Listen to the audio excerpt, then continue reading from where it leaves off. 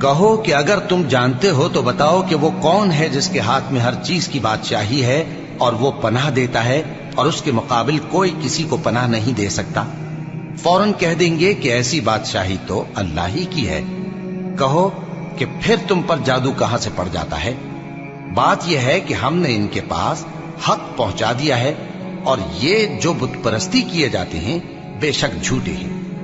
اللہ نے نہ تو کسی کو اپنا بیٹا بنایا ہے اور نہ اس کے ساتھ کوئی اور معبود ہے۔ ایسا ہوتا تو ہر معبود اپنی اپنی مخلوقات کو لے کر چل دیتا اور ایک دوسرے پر چڑھ دوڑتا۔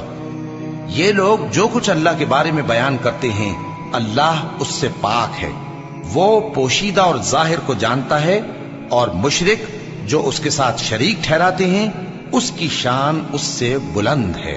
اے نبی کہو کہ اے پروردگار، جس عذاب کا ان کفار سے وعدہ ہوا ہے